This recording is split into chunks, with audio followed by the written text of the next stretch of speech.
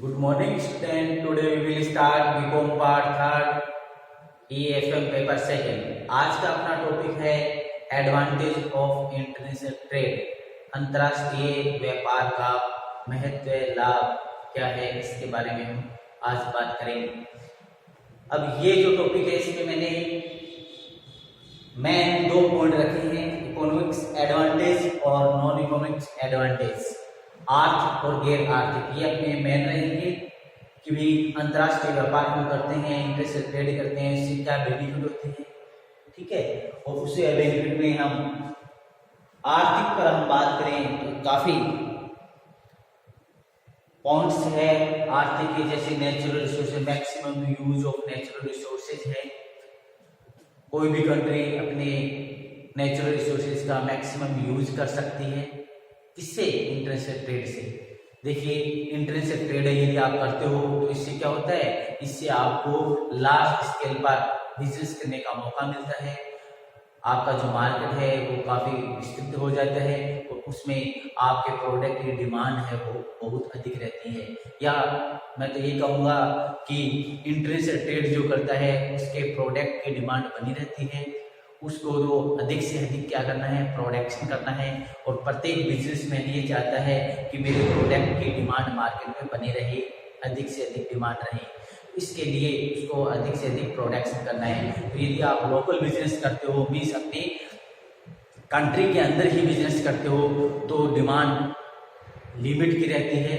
आपको भी पता रहता है कि कितने प्रोडक्शन करना है, इससे अधिक नहीं करना है।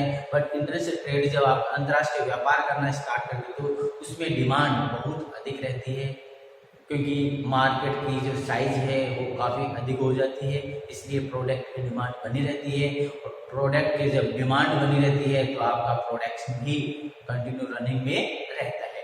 तो इसमें हम गैर आर्थिक और आर्थिक दो मेन पॉइंटों से हम बात करेंगे। तो फर्स्ट हम बात कर रहे हैं इकोनॉमिक एडवांटेज, क्या बेनिफिट है, इकोनॉमिक्स आर्थिक लाभ क्या है, उसके बारे में हम बात करेंगे। काफी है, नेचुरल रिसोर्सेज में लिखा है, ठीक है। ये यहाँ कुछ मेन पॉइंट लिखे हैं और इसमें काफी पॉइंट अपने को बताने हैं। जैसे फर्स्ट हम बात करें maximum use of natural resources. अंतर्राष्ट्रीय व्यापार का एक महत्व है कि आपके पास जो संसाधन है, नेचुरल रिसोर्सेज है, प्राकृतिक संसाधन है, उसका मैक्सिमम यूज कर सकते हैं अंतर्राष्ट्रीय व्यापार से, ठीक है। आपके पास नेचुरल रिसोर्सेज की बहुत अधिक मात्रा में है और आपने यदि लोकल बिजनेस करते हो तो उस लोकल बिजनेस को करने के बाद आपके पास एक्सेस के रूप में रहते हैं। और यदि आप अंतर्राष्ट्रीय व्यापार करते हो तो नेचुरल रिसोर्सेज से आप अंतर्राष्ट्रीय व्यापार स्टार्ट करोगे, जिससे आपका व्यापार बढ़ेगा और इनकम जनरेट होगी। तो नेचुरल रिसोर्सेज है वो अंतर्राष्ट्रीय व्यापार को इंक्रीज करने में काफी योगदान देते हैं। और नेचुरल रिसोर्सेज से आप देखिए, कुछ कंट्री इस प्रकार की है, नेचुरल रिसोर्सेज के बलबूते पर ही वो अपने देश का ऑल ओवर डेवलपमेंट कर रहे हैं। जैसे पेट्रोलियम प्रोडक्ट देश है ईरान, इराक, सऊदी अरब आदि, खनिज तेल के पर्याप्त भंडार मौजूद हैं उनके पास स्टूडेंट, इसलिए वो अपने देश का ऑल ओवर डेवलपमेंट बहुत अच्छे तरीके से कर रहे हैं। प्राय प्रत्येक देश कुछ प्राकृतिक संसाधन होते हैं। देखिए, नेचुरल रिसोर्सेज प्रत्येक कंट्री के पास होते हैं, कुछ के पास अधिक होते हैं, कुछ देशों के पास कम होते हैं, ठीक है। और उस नेचुरल रिसोर्सेज का फर्स्ट वो अपने यही यूज करता है, उसके बाद एक्सेस रहते हैं तो आउटसाइड में वो यूज करते हैं। तो नेचुरल रिसोर्सेज है उसका आपको मैक्सिमम यूज करना है। और यदि आप अंतर्राष्ट्रीय व्यापार नहीं करते हो तो इन नेचुरल रिसोर्सेज का मैक्सिमम आप यूज नहीं कर पाते हो, क्योंकि आप इंटरनेशनल ट्रेड करते नहीं हो, आपके मार्केट की साइज फिक्स है, क्योंकि आप लोकल बिजनेस करते हो, इसलिए आपके पास नेचुरल रिसोर्सेज बहुत अधिक मात्रा में होने के बाद भी आप उससे अर्निंग नहीं कर पा रहे हो। क्यों नहीं कर पा रहे हो? क्योंकि अंतर्राष्ट्रीय व्यापार नहीं करते हो आप, ठीक है। इसलिए अंतर्राष्ट्रीय व्यापार में बेनिफिट रहता है कि आप मैक्सिमम नेचुरल रिसोर्सेज का उपयोग कर सकते हो। प्राय प्रत्येक देश कुछ प्राकृतिक संसाधन उपलब्ध होती हैं तथा अन्य अभाव रहता है। तो प्राकृतिक संसाधन देश से उपलब्ध है, उसे उत्पादन में वह देश की विशिष्ट हालत कर सकता है और उसे विशेष कंडीशन है उसको वो चेंज भी कर सकता है।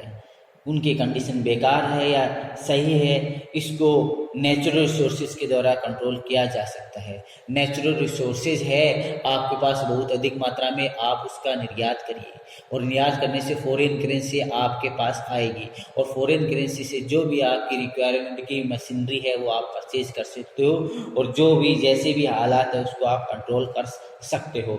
तो देश के ऑल ओवर डेवलपमेंट में नेचुरल रिसोर्सेज बहुत अधिक योगदान देते हैं। तो नेचुरल रिसोर्सेज के बलबूते पर ही कुछ देश हैं वो अपना ऑल ओवर डेवलपमेंट कर रहे हैं। हमारे इंडिया में नेचुरल रिसोर्सेज है और हम निर्यात करते हैं। ये देश खनिज तो इसमें अपने देश की उत्पादन शक्ति, देश के प्राकृतिक संसाधनों के स्वतंत्र उपयोग करती है, इससे अधिकतम लाभ की संभावना रहती है। तो इस कारण उत्पादन इकाई की योग्यता बढ़ जाती है। कोई भी देश अपने संसाधनों का पूर्ण उपयोग कर सकता है और अधिक से अधिक लाभ प्राप्त कर सकता है। जैसे कच्चा माल, मशीन, आधुनिक तकनीक आदि की कमी होने पर उन्हें विदेशों से आयात करके औद्योगिक प्रक्रिया को आगे बढ़ाया जा सकता है। जैसे जापान व इंग्लैंड है, कच्चे माल का आयात करके औद्योगिक विकास में अग्रणी है। तो देखिए जापान और इंग्लैंड है, उसके पास रॉ मटेरियल नहीं है, तो रॉ मटेरियल वो क्या करते हैं, आयात करते हैं, उससे मशीनरी तैयार करते हैं और उस मशीनरी से वो क्या करते हैं, निर्यात करते हैं। तो कहने का मतलब जो आयात करते हैं तो आयात में जो रॉ मटेरियल है उसकी कीमत बहुत कम होती है, उस पर वो फर्दर प्रोसेसिंग करते हैं और नई नई मशीनरी टेक्नोलॉजी वो बनाते हैं और फिर पूरे विश्व में सप्लाई करते हो और उसकी कीमत बहुत अधिक रहती है। तो इस प्रकार से नेचुरल रिसोर्सेज है वो भी काफ़ी अधिक योगदान देते हैं अंतर्राष्ट्रीय व्यापार में। ठीक है, तो देखिए नेचुरल रिसोर्सेज की हम बात करें तो जो पृथ्वी की बनावट है उसमें अलग अलग एरिया में अलग अलग खनिज भंडार है। ठीक है, तो अलग अलग एरिया में अलग अलग कंट्री में अलग अलग खनिज भंडार मिलते हैं। ठीक है, तो जहाँ पर एक्सेस है वो दूसरी कंट्री को सप्लाई करेंगे। अब प्रत्येक कंट्री ये कहेगी कि मेरे पास जो नेचुरल रिसोर्सेज है उसका मैं निर्यात नहीं करूँगा। तो इस प्रकार से सभी देश यदि अंतर्राष्ट्रीय व्यापार नहीं करे तो कोई भी देश अपनी आवश्यकता की पूर्ति नहीं कर सकता है। ठीक है, क्योंकि उनके पास जो नेचुरल रिसोर्सेज है वो लिमिट में है और आपको प्रत्येक नेचुरल रिसोर्सेज रिक्वायरमेंट है। तो इस प्रकार से अंतर्राष्ट्रीय व्यापार ही एक ऐसा माध्यम है जिसके द्वारा आप प्रत्येक नेचुरल रिसोर्सेज का उपयोग कर सकते हैं। ठीक है, और अंतर्राष्ट्रीय व्यापार यदि आप नहीं करते हो तो ये प्रॉब्लम रहेगी। आपके पास जो नेचुरल रिसोर्सेज है आप यूज करिए, दूसरे के पास है वो दूसरा करेगा, बट आपको जो रिक्वायरमेंट के नेचुरल रिसोर्सेज है वो यूज नहीं कर पाओगे। ठीक है, जिस प्रकार से सऊदी अरब, इराक, ईरान यदि ये मना करे कि भी हम पेट्रोलियम पदार्थ का निर्यात नहीं करेंगे तो काफ़ी प्रॉब्लम आ जाएगी पूरे विश्व में। इस प्रकार से अंतर्राष्ट्रीय व्यापार ही एक ऐसा माध्यम है जिससे प्रत्येक कंट्री में जो नेचुरल रिसोर्सेज है उसको अदर कंट्री वाले आसानी से यूज कर सकते हैं। ठीक है, तो ये तो नेचुरल रिसोर्सेज की हम बात है। नेक्स्ट हम बात करते हैं संतुलित औद्योगिकरण। संतुलित औद्योगिकरण, बैलेंस इंडस्ट्रीज।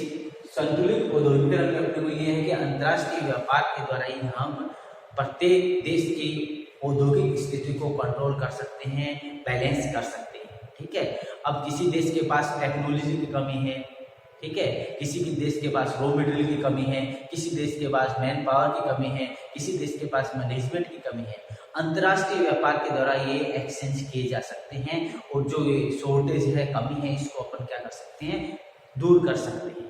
अंतर्राष्ट्रीय व्यापार के द्वारा आप रॉ मटेरियल दूसरी कंट्री से आयात कर सकते हैं, आपके पास जो एक्सेस है वो निर्यात कर सकते हैं। तो इस प्रकार से आपके जो औद्योगिकरण की समस्याएं हैं, ठीक है, उसको हम बैलेंस कर सकते हैं। पूरे विश्व में कोई भी देश अपने संसाधनों का पूर्ण उपयोग तो कर ही सकता है, साथ ही ऐसी वस्तु का उत्पादन भी कर सकता है जिसके उत्पादन के लिए उसके पास पूर्ण साधन नहीं है। जैसे रॉ मटेरियल है, मशीनरी है, न्यू टेक्नोलॉजी है आदि की कमी होने पर उन्हें विदेशों से आयात करके औद्योगिकरण की प्रक्रिया को आगे बढ़ाया जा सकता है। जैसे जापान, इंग्लैंड कच्चे माल का आयात करते हैं और उसके नया प्रोडक्ट बना के वो पूरे विश्व में सप्लाई करते हैं। भारत ने मशीन और तकनीकी का आयात करके औद्योगिक विकास किया है। इस प्रकार विदेशी व्यापार के माध्यम से संतुलित औद्योगिक विकास को बढ़ावा मिलता है। तो ये बैलेंस इकोनॉमी अपने को करनी है तो इंटरनेशनल ट्रेड अपने को करना होगा, ठीक है। क्योंकि प्रत्येक कंट्री में कुछ ना कुछ प्रॉब्लम रहती है, उद्योगों में, इंडस्ट्रीज में कुछ ना कुछ प्रॉब्लम रहती है। उनके पास नई टेक्नोलॉजी नहीं है, मशीनरी का अभाव है, रॉ मटेरियल का अभाव है। इनका जो शॉर्टेज है, इनकी कमी को आप कैसे दूर कर सकते हो? उसका एक ही इलाज है आईटी, इंटरनेशनल ट्रेड, अंतर्राष्ट्रीय व्यापार से ही ये सभी प्रॉब्लम हल होके आप एक बैलेंस ट्रेड कर सकते हो, संतुलित व्यापार कर सकते हो। प्रत्येक देश अपने उद्योग धंधों को इंक्रीज कर सकता है, बढ़ा सकता है, ठीक है। और यदि अंतर्राष्ट्रीय व्यापार नहीं होता ना तो आपके पास जो उद्योग है ट्रेडिशनल वैसे ही वो रनिंग में रहेंगे, उसमें कोई नवीनता नहीं आएगी, नयापन कुछ नहीं आएगा, क्योंकि आप दूसरे देशों से बिजनेस नहीं करते हो, ठीक है। इसलिए टेक्नोलॉजी परचेज नहीं कर सकते, मैनेजमेंट के नए नए रूल्स है वो फॉलो नहीं कर सकते, आपको नॉलेज नहीं है। इसलिए अंतर्राष्ट्रीय व्यापार के द्वारा ही ये सभी संभव हो सकते हैं। तो अंतर्राष्ट्रीय व्यापार में तीसरा अपन बात करते हैं बड़े पैमाने की बचतें, इकोनॉमी से जो लार्ज स्केल की सेविंग है उसके बारे में हम बात करते हैं। तो हम सेविंग की हम बात करें तो अंतर्राष्ट्रीय व्यापार यदि इंक्रीज हो, अंतर्राष्ट्रीय व्यापार करते हो तो आपके प्रोडक्ट की डिमांड क्या होती है? इंक्रीज होती है। और जब प्रोडक्ट की डिमांड इंक्रीज होती है तो आप प्रोडक्शन भी अधिक से अधिक मात्रा में करोगे, और जब प्रोडक्शन स्टूडेंट अधिक से अधिक मात्रा में होता है तो सेल भी अधिक होती है, और इससे आपकी अर्निंग है वो भी अधिक होती है। कहने का मतलब प्रॉफिट अधिक होता है, और प्रॉफिट अधिक होता है किसी भी कंपनी में तो वहाँ जो काम करने वाले कर्मचारी वर्कर है उनको भी आप अधिक आउटपुट देते हो, मीन्स अधिक प्रोत्साहन देते हो, सैलरी अधिक देते हो, तो उनके एक्सपेंसेस करने के, उनके सेविंग करने के जो प्रोसेस है वो भी बढ़ेगा। कहने का मतलब उनकी लाइफ स्टाइल है वो इंक्रीज होगी, ठीक है, क्योंकि उनकी अर्निंग है वो बढ़ी है, अर्निंग बढ़ती है, सेविंग भी बढ़ती है, और इस प्रकार से ऑल ओवर देश का डेवलपमेंट होता है, बचत बढ़ती है, बैंकों में पैसे जाते हैं, बैंक के पास भी डिपॉजिट बढ़ती हैं, बैंक भी लोन क्या करती है? इश्यू करती है। तो इस प्रकार से ऑल ओवर डेवलपमेंट का जो चक्कर है वो कंटिन्यू बढ़ता रहता है इंटरनेशनल ट्रेड से। तो अंतर्राष्ट्रीय व्यापार में करने से तीसरा लाभ मैंने ये बताया कि इससे सेविंग बढ़ती है, बचतें बढ़ती है। अंतर्राष्ट्रीय व्यापार के कारण बाजार का क्षेत्र विस्तृत हो जाता है, विभिन्न प्रकार की वस्तु की मांग बढ़ती है, इससे बड़ी मात्रा में उत्पादन करने के लिए प्रोत्साहन मिलता है, देश को अपने उत्पादन के साधनों को श्रम पूंजी आदि अधिकतम अनुकूलतम प्रयोग करके का अवसर मिलता है। तो इस प्रकार से आप अपने पास जो नेचुरल रिसोर्सेज है, मशीनरी है, जो भी आपके पास सोर्स है उनका आप मैक्सिमम यूज करते हो, और मैक्सिमम यूज करते हो तो उससे आउटपुट भी अधिकतम मिलता है। कहने का मतलब जो प्रॉफिट है वो भी क्या होता है? अधिक होता है। जो प्रॉफिट अधिक होता है तो सभी को बेनिफिट होता है और सेविंग भी इंक्रीज होती है। तो अंतर्राष्ट्रीय व्यापार का एक ये भी महत्व है कि आपके बड़े पैमाने की बचतें होती है, सेविंग होती है लार्ज स्केल पर, जिससे देश का ऑल ओवर डेवलपमेंट किया जाता है, प्रत्येक सेक्टर में वो उसको रोटेट करता है। नेक्स्ट पॉइंट हम बात करें तो वो है आर्थिक संकटों और प्राकृतिक विपदाओं में सहायता। आर्थिक संकट आता है किसी देश में या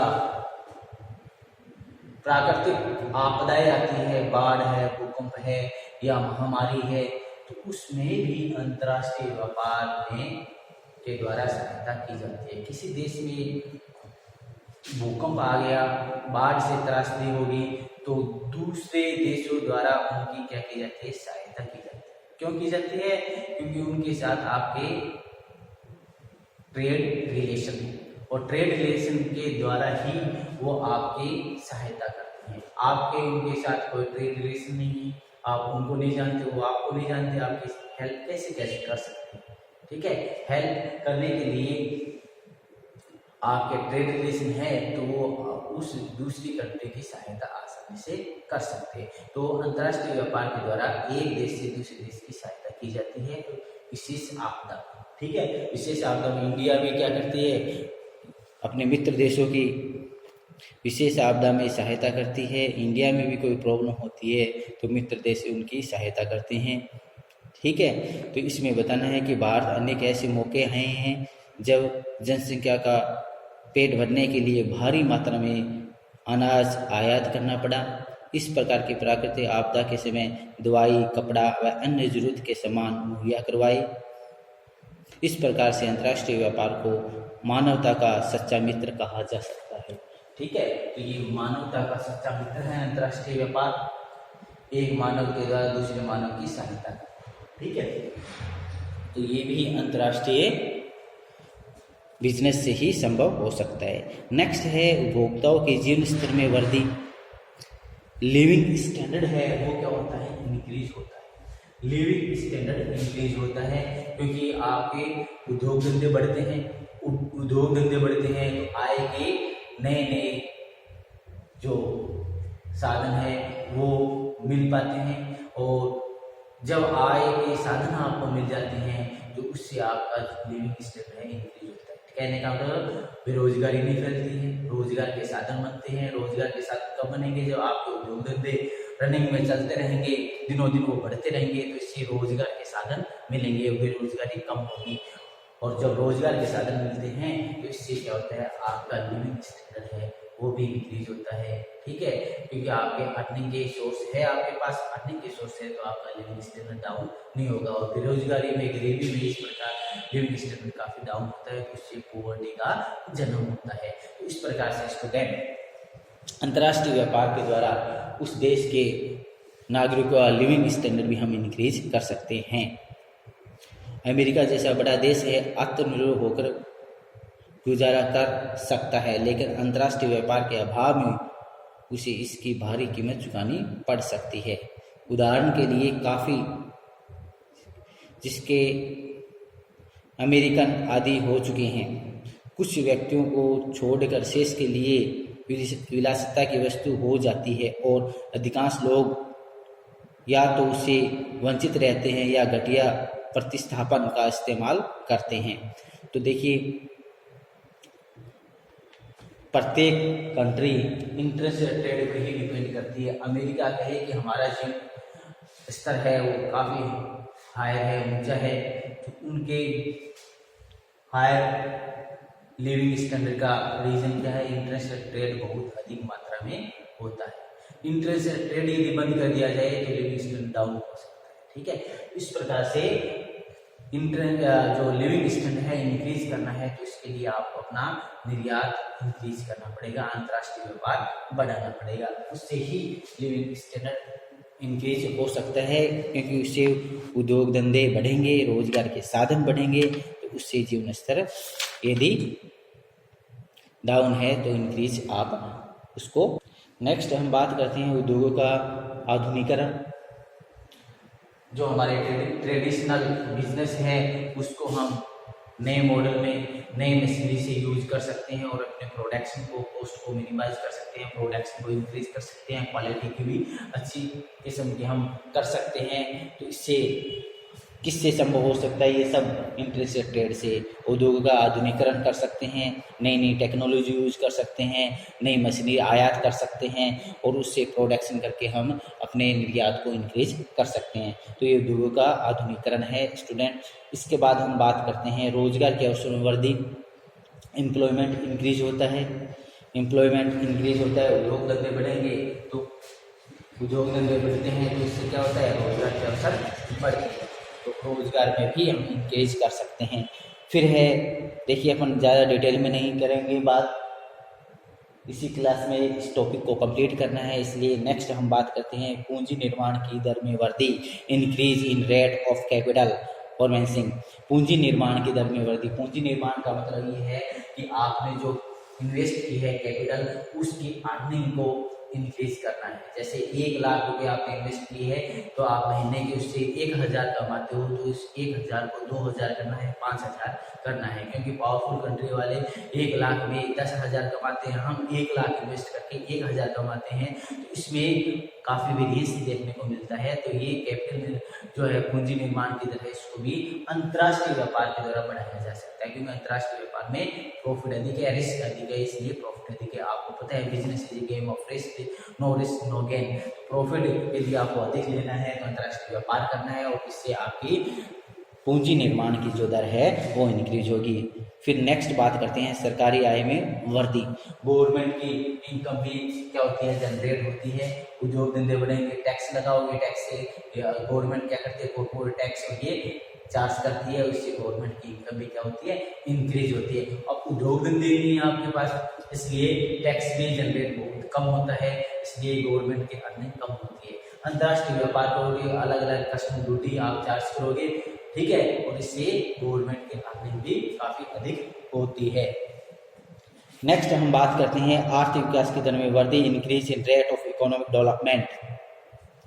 increase in rate of economic development में आर्थिक विकास की जो दर है वो भी इंक्रीज होती है अंतर्राष्ट्रीय व्यापार से। अंतर्राष्ट्रीय व्यापार के द्वारा ही आपको फॉरेन करेंसी अर्न होती है, और फॉरेन करेंसी जब अर्न होती है तो उसे आप नई टेक्नोलॉजी यूज करते हो, या बड़े बड़े प्रोजेक्ट जो जनहित के लिए है वो आप स्टार्ट करते हो। जैसे मेट्रो प्लान है, सड़कों का प्लान है, अंतर्राष्ट्रीय हाईवे है, ये सभी भी आप इसमें भी नई टेक्नोलॉजी यूज कर सकते हो जो फॉरेन करेंसी आपके पास होती है। तो ये इसमें अंतर बताना है कि आय।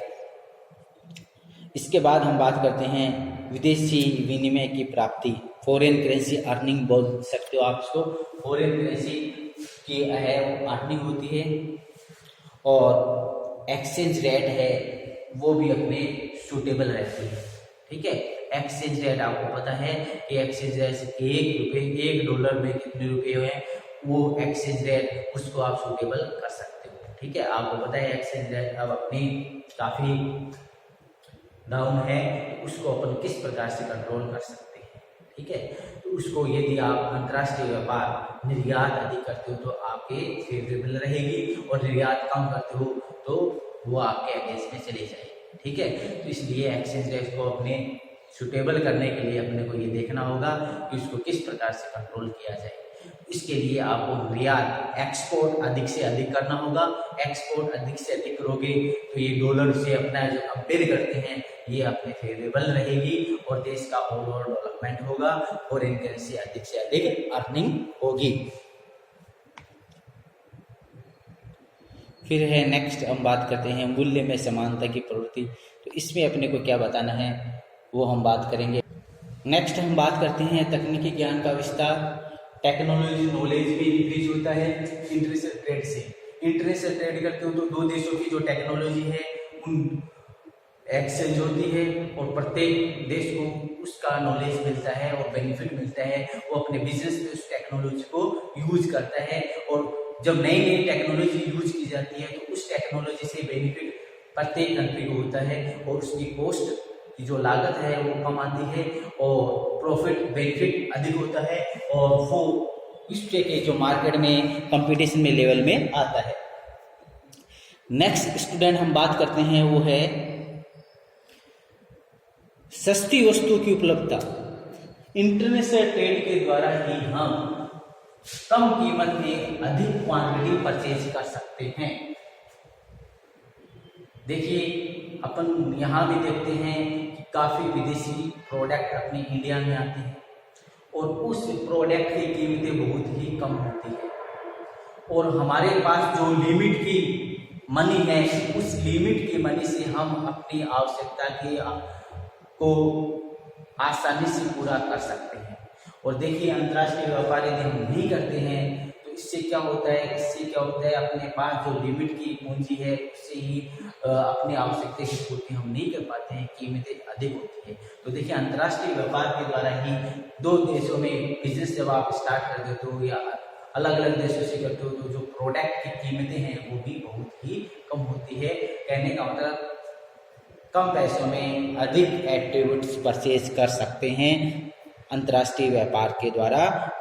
ठीक है, जिससे कि अपनी आवश्यकता की पूर्ति आसानी से की जा सकती है।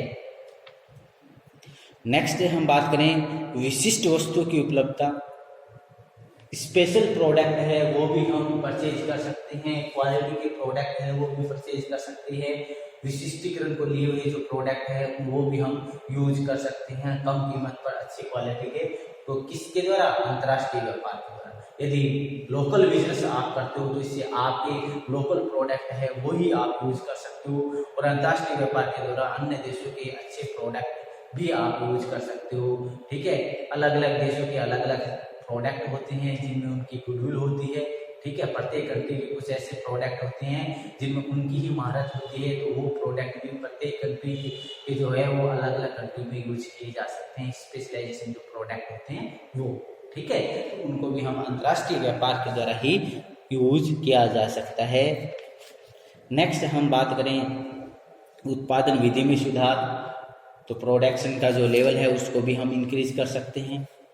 इसके बाद हम बात करें एक्सेस जो प्रोडक्शन होता है उसका यूज कर सकते हैं, और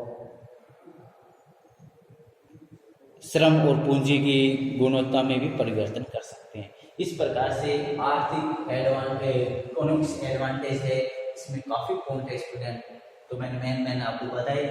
गैर आर्थिक की हम बात करें स्टूडेंट, तो गैर आर्थिक में सांस्कृतिक संबंध है।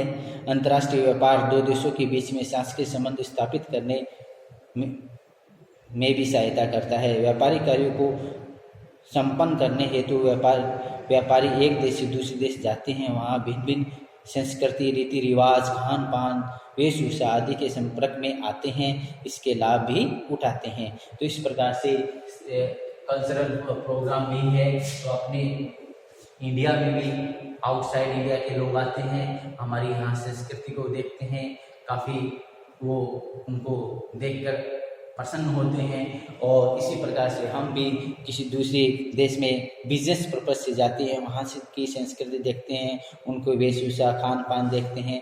इस प्रकार से संस्कृति, तो ये इंटरनेशनल ट्रेड के द्वारा ही संभव हो पाता है, क्योंकि हम अलग अलग देशों से बिजनेस करते हैं, वहाँ जाते हैं, वहाँ की संस्कृति देखते हैं, उनका बेनिफिट हम लेते हैं। अंतर्राष्ट्रीय सहयोग में वृद्धि होती है। अंतर्राष्ट्रीय सहयोग में वृद्धि का मतलब ये है कि इंटरनेशनल ट्रेड के द्वारा ही पॉलिटिकल रिलेशन मेंटेन किए जाते हैं, और पॉलिटिकल रिलेशन से काफ़ी बेनिफिट होता है अलग अलग देशों को। पॉलिटिकल रिलेशन के द्वारा ही ट्रेड रिलेशन में जो आपके ट्रेड रिलेशन थे, इससे उससे पॉलिटिकल रिलेशन भी अच्छे बनते हैं। अंतर्राष्ट्रीय भाईचारे का विकास होता है। अंतर्राष्ट्रीय भाईचारे का विकास का मतलब है कि एक देश दूसरे देश के मित्र या भाई की तरह काम करना स्टार्ट कर देते हैं। विश्व शांति पर बल मिलता है। प्रत्येक कंट्री ने देखा कि ये हमारा देश है, पूरा विश्व ही वो अपना परिवार समझ के काम करता है, और इससे अंतर्राष्ट्रीय शांति को बल मिलता है। अंतर्राष्ट्रीय व्यापार सहभागी देशों को आर्थिक सहचार्यता ही नहीं बल्कि सिखाता है, बल्कि राजनीतिक सहयोग भी सिखाता है। आज तक विश्व में विभिन्न देशों के बीच जितने भी युद्ध हुए हैं वे व्यापार के कारण नहीं बल्कि पॉलिटिकल के कारण हुए हैं, राजनीति के कारण हुए। व्यापार तो शांति का परिचायक है। व्यापार तो ये चाहता है कि प्रत्येक देशों के बीच में शांति बनी रहे और अपना बिजनेस शांति के साथ किया जाए, परंतु पॉलिटिकल रिलेशन के कारण ही ये युद्ध किए जाते हैं। इसलिए हमारा जो ट्रेड रिलेशन है, ये ट्रेड रिलेशन प्रत्येक देश के बीच में शांति स्थापित करने के लिए ही बल देता है।